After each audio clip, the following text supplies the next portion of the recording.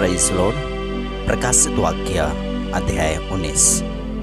यह वचन सच्ची घटना पर आधारित है, जिसमें पद संख्या 1 से 21 पद पाया जाता है, जिसको हम 3 भागों में देख पाएंगे। पहला भाग है स्वर्ग में परमेश्वर की स्तुति, 1 से 10 पद। यूहन्ना जब पतमुस नामक टापू पर था, तभी भविष्य में होने वाली घटना को देखता है, जो यूहन्ना स्वर्ग में से एक बड़ी भीड़ की आवाज़ को सुनता है, जो ऊंचे आवाज़ से यह कहते थे, हालेलुया, उद्धार और महिमा और सामर्थ हमारे परमेश्वर ही का है, क्योंकि उसके निर्णय सच्चे और ठीक हैं, इसलिए कि उसने उस बड़ी वेश्या का, जो अपने व्यभिचार से पृथ्वी को भ्रष्ट करती थी, न्याय किया और उससे अपने दासों के लहू का पलटा लिया है। मेरे प्रिय मित्रों, आप सबको यह बता दूं, एक बड़ी भीड़ की जो आवाज़ यूहन्ना ने सुना, कोई और अनजान लोग नहीं होंगे, पर वे वो लोग होंगे जो प्रभु यीशु पर विश्वास योग्य तथा कठिन समस्याओं पर होकर पृथ्वी से आए हुए लोग होंगे, जो ऊंचे शब्द से कहेंगे हालेलुया और परमेश्वर की स्तुति करेंगे। फिर दूसरी बार उन्होंने कहा, हालेलुया, उसके जलने का धुआं युगान युग उठता रहेगा। भजन संहिता 106:48। और 24 प्राचीनों और 4 प्राणियों ने गिरकर परमेश्वर की दंडवत किया, जो सिंहासन पर बैठा था, और कहा, आमीन, हालेलुया।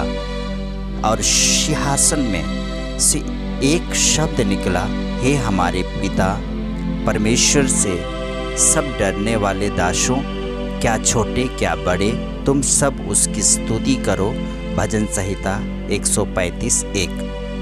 फिर मैंने बड़ी भीड़ के जैसा एक बहुत जल के जैसा शब्द और गर्जन के जैसा बड़ा शब्द सुना, हालेलुया, इसलिए कि प्रभु हमारा परमेश्वर सर्वशक्तिमान राज्य करता। भजन संहिता 99:1।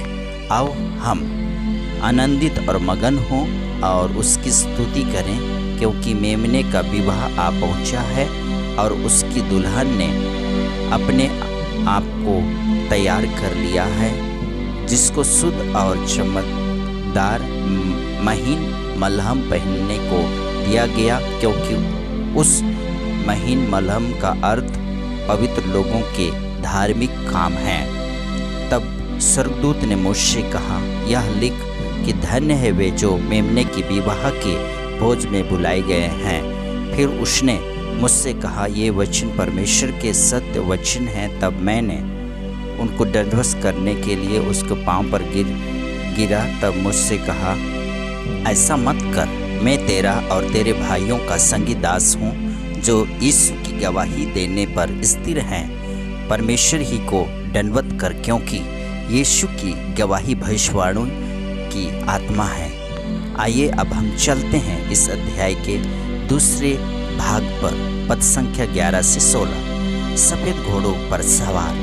कई लोग इस सफ़ेद घोड़ों के सवार और अध्याय 6 के सफ़ेद घोड़ों पर कंफ्यूज रहते हैं, पर मैं आप सबको याद करा दूं, अध्याय 6 में सफ़ेद घोड़े का सवार मसीह विरोधी है, पर अध्याय 19 में है वह यीशु मसीह है, जिसको यूहन्ना इस तरह से संबोधित करता है, स्वर्ग खुला हुआ है और उसमें से सफ़ेद घोड़ा निकला और उसमें सवार हुआ विश्वास योग्य और सत्य कहलाता है, और वह धार्मिकता के साथ न्याय और लड़ाई करता है।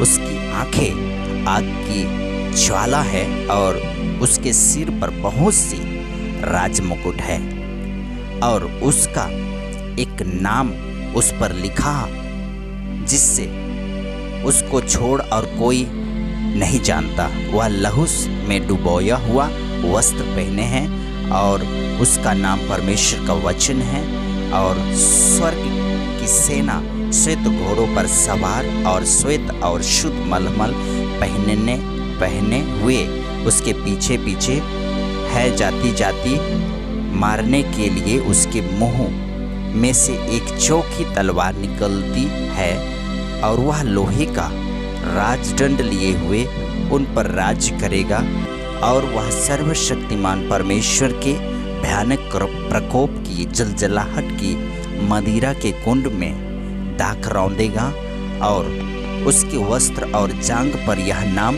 लिखा है, राजाओं का राजा और प्रभुओं का प्रभु। इस तरह अब हम अंतिम भाग को देख पाएंगे, पद संख्या 17 से 21, पशु और उसकी सेना का पराजित होना।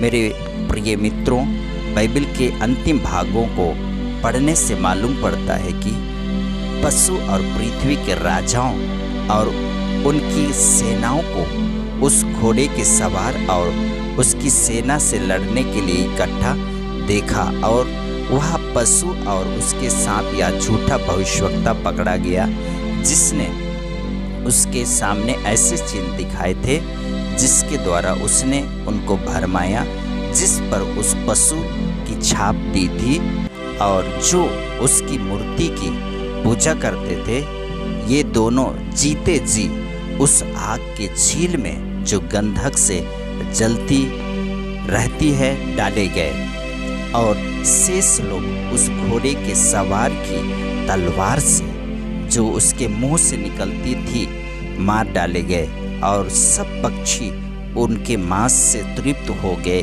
मेरे प्रिय मित्रों, यह बाइबल का अंतिम पुस्तक विश्व पर आने वाली विपत्तियों से बचाने के लिए यह प्रकाशित किया गया है और अब हम बिल्कुल ही अंतिम दिनों पर अपना जीवन निर्वाह कर रहे हैं। आगे अध्ययन में हम शैतान का विनाश एवं प्रभु यीशु मसीह का विश्वास योग करने वाले लोग स्वर्ग से आकर पृथ्वी पर कैसे राज्य करेंगे, उसे हम देख पाएंगे। आगे जुड़ने के लिए सब्सक्राइब करके रखें, जिससे आपको जब भी मैं वीडियो अपलोड करूं आपको पहले नोटिफिकेशन मिल जाएगी। सो तब तक के लिए आप सबको अलविदा एंड आमेन एंड आमेन।